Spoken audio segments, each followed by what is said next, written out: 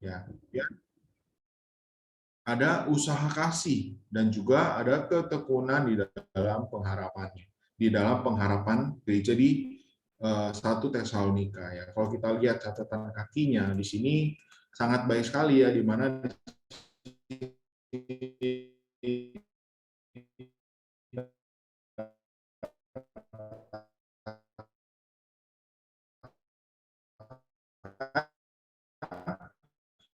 ya,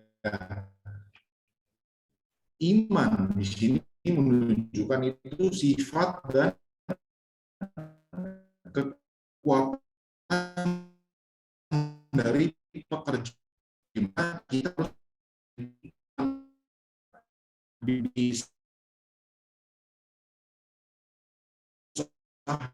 yang kita lakukan itu ada kekuatan. Nah, kemudian motivasi kita apa? Ya kan, motivasinya adalah kasih. Nah, kita itu mengisihi setiap pekerja ini menunjukkan ada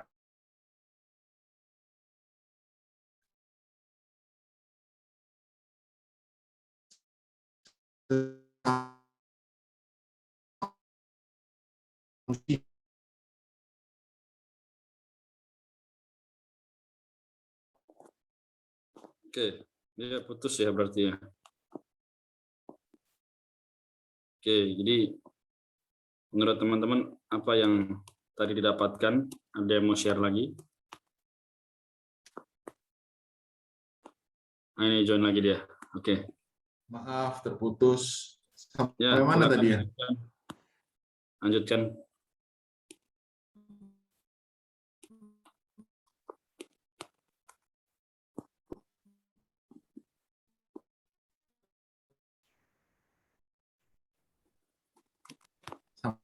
Sampai mana ya tadi ya? Aku yang dengar terakhir Tadi sampai pengharapan udah belum ya tadi ya? kayaknya itu deh pengharapan. Ya, di mana pengharapan itu adalah tujuan kita ya kan? Di mana tadi aku belum sharing ya, belum share screen. Oke. Ya, di sini kan dikatakan pengharapan itu menunjukkan sumber ketekunan kita. Ya kan? Kenapa kita harus bertekun di dalam Tuhan? Ya karena kita memiliki pengharapan, ya kan? Pengharapan akan eh, diri Tuhan itu sendiri, di mana di sini pengharapan kita ya kan ditujukan itu kepada adalah kesimpulan kita, akhir kita ya kan, yaitu Yerusalem baru pengharapan kita. Di sini ya dikatakan juga iman itu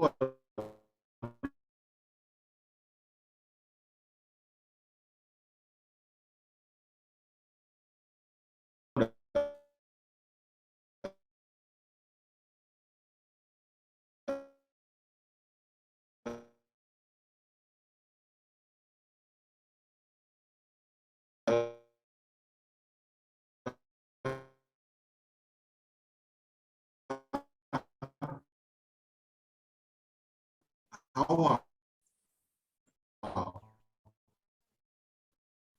ya. Kemudian kasih adalah proses di mana kita menjalankan baik oleh Oke, jadi inilah ya masalah kalau kuliah online. Oke, baik. Saya mungkin bantu aja sedikit tadi membahas mengenai 1 Tesalonika ya. Ada yang sharing dulu nggak sebelum saya lanjutkan? Dari Octavia.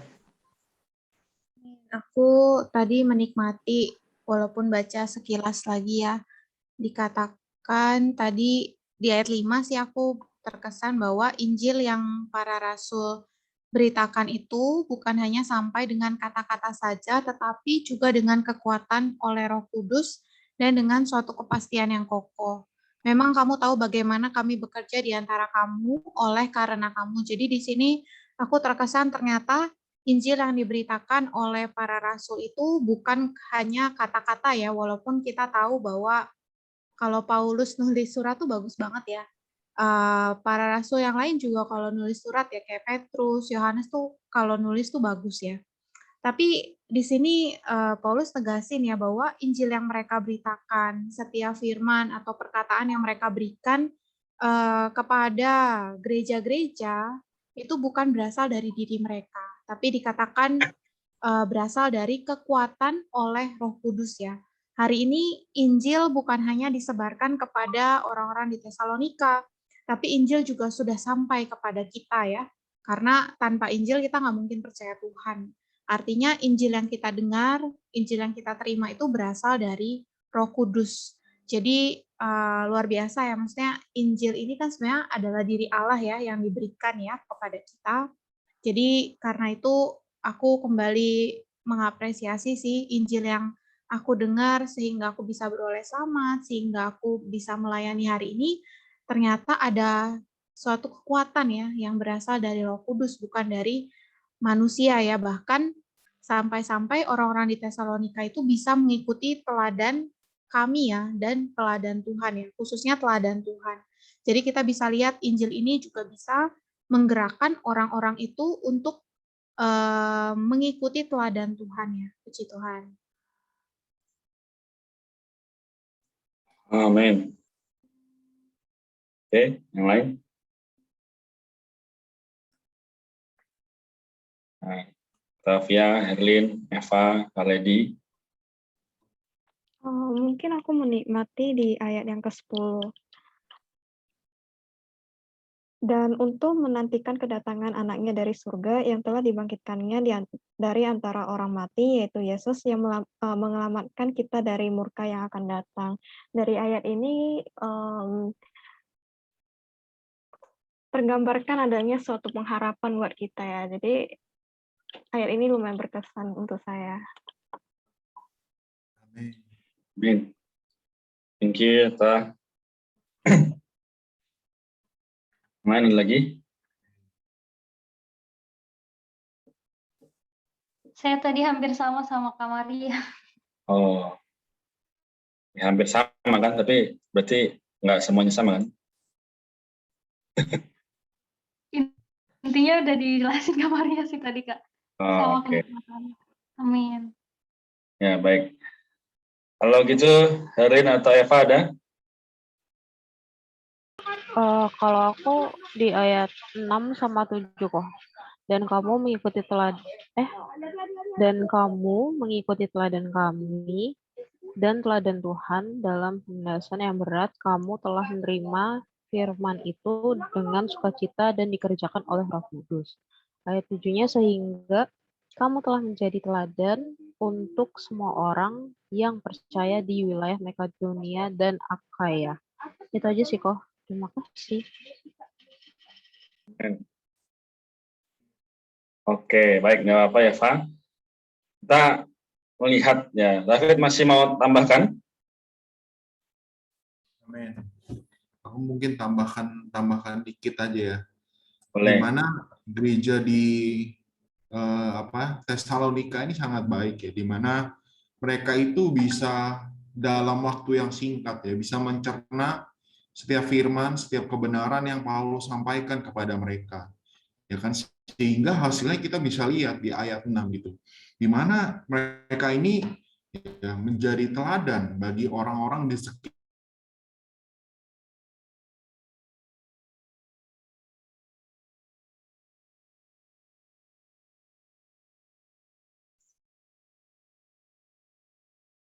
Iya. Sekitar mereka gitu. Bahwa mereka itu bukan memberitakan Injil aja,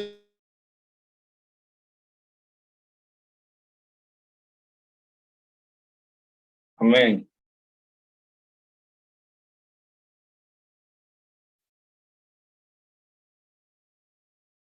Haleluya.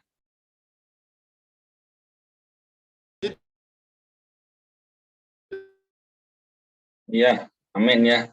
Jadi sebenarnya maksud David saya tahu ya. Jadi dia berkata bahwa memang di zaman itu, di saat itu, kita mengalami bagaimana dari ke-10 ayat ini, Injil itu ya seharusnya bisa diberitakan dengan mudah, Namun karena ada beberapa situasi menyebabkan apa? Mereka harus memiliki apa? Halangan-halangan, ya, memiliki ya banyak hal yang tidak bisa dengan mudah untuk diselesaikan. Tapi kita tadi sudah lihat di ayat yang kelima, Injil yang kami beritakan bukan disampaikan kepada kamu dengan kata-kata saja, tetapi juga dengan kekuatan Roh Kudus dan dengan suatu kepastian yang kokoh. Jadi meskipun tidak terlihat ya, tapi kepastiannya itu kokoh, tidak berubah. Kenapa? Hari ini kita lihat begitu banyak hal yang berubah. Ya, kemarin saya sudah share satu bagaimana fakta dari penelitian ya di Instagram. Karena kesepian, karena hal ini pandemi, banyak orang mulai kehilangan harapan, ya kan? Mereka malah memilih untuk mengakhiri hidup. Tapi hari ini kita melihat bahwa di ayat yang ke-8 dikatakan, karena dari antara kamu firman Tuhan bergema bukan hanya di Makedonia dan Akaya saja, tapi di semua tempat telah tersebar kabar tentang imanmu kepada Allah, sehingga kami tidak usah mengatakan apa-apa tentang hal itu. Haleluya, ya. Yang setuju kita boleh sama-sama berikan reaksi ya. Jadi etapan ini sangat baik, dikatakan telah tersebar kabar tentang imanmu kepada Allah, ya, bahwa kita sebagai orang-orang beriman memiliki satu pengharapan, yaitu bagaimana Kristus terus disebarkan. Bahkan sampai hari ini kita yang orang bukan Yahudi boleh mengenal firman Injil ini, ya, baik yang sudah dirayakan kembali atau yang akan dirayakan kembali. Ya, kita tinggal apa? Menikmati. Tapi bukan hanya menikmati saja, perlunya kita juga memiliki beban ini, yaitu apa? Menyampaikan kepada banyak orang, warga, saudara, teman-teman kita. Dan kita perlu memiliki satu kedambaan, supaya apa? Ayat 9, sebab mereka sendiri bercerita tentang kami, bagaimana sambutan kamu terhadap kami, dan bagaimana kamu berbalik dari berhala-berhala kepada Allah, untuk melayani Allah yang hidup dan yang benar. Haleluya. Jadi berhala di sini bukan hanya patung, ya, bukan hanya yang banyak di itu ya, yang kita tahu lah ya. Tapi berhala di sini banyak hal, ya, entah itu kesukaan, entah itu hobi, entah itu diri kita sendiri. Intinya yang menggantikan Allah, yang menomorduakan Allah, itu berhala. Ya, entah itu penyanyi, siapapun itu, pemain bola. Tapi kalau sampai itu menggantikan Allah, maka sungguh amat kasihan. Kenapa? Hari ini kita telah melihat tadi pokoknya apa di kitab ini 1 Tesalonika, hidup kudus bagi hidup gereja, melayani Allah yang hidup, berperilaku secara kudus, dan menantikan kedatangan Tuhan. Nah, di zaman sekarang, siapa yang mau melayani Allah yang hidup? Siapa yang mau berperilaku kudus? Siapa yang menantikan kedatangan Tuhan? Kalau kita nggak mau, Tuhan pasti akan panggil orang lain. Ya. Atau kita boleh bertanya, kalau bukan saya, siapa lagi? Gitu. Ya, hari ini Paulus, Silvanus, Timotius sudah bekerja keras pada saat itu. Sekarang siapa yang harus bekerja keras? Siapa yang harus berjerilah untuk Injil ini? Ada yang berani katakan saya? Saya. Amin. Ya. Tuhan. Jadi kita semua yang tidak terkecuali adalah orang-orang yang juga berbagian dengan Injil Allah. Ya, Octavia, Nerlin, Eva, David, Maria, Lady, saya, ya, semua, bahkan semua yang ada di grup Kefas Tangsel pun adalah orang-orang yang harusnya memiliki apa? This burden, ya, beban ini. Ya, karena apa dikatakan di ayat yang ketiga, sebab kami selalu mengingat pekerjaan imanmu, usaha kasihmu, dan ketekunan pengharapanmu kepada Tuhan kita Yesus Kristus di hadapan Allah dan Bapa kita.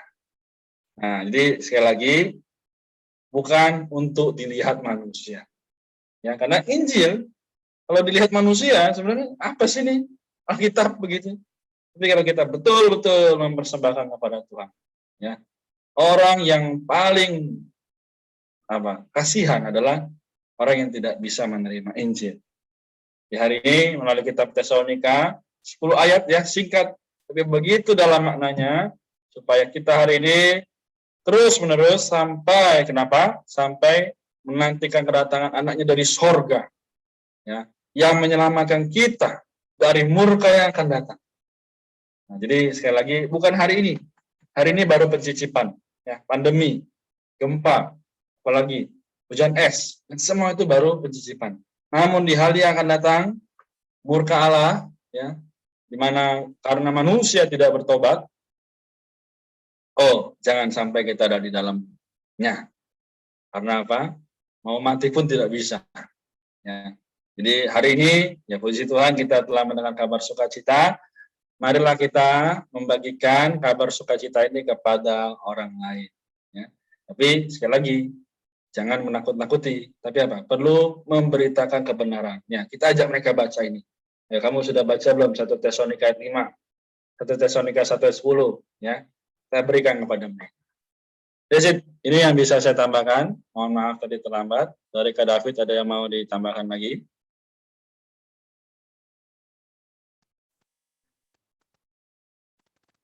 Oke.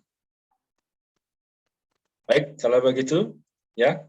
Kita sampai di sini, ya, kita terus mengingatkan supaya teman-teman boleh tiap saat, tiap waktu ya, berpaling kepada Tuhan, karena dialah yang memiliki kita.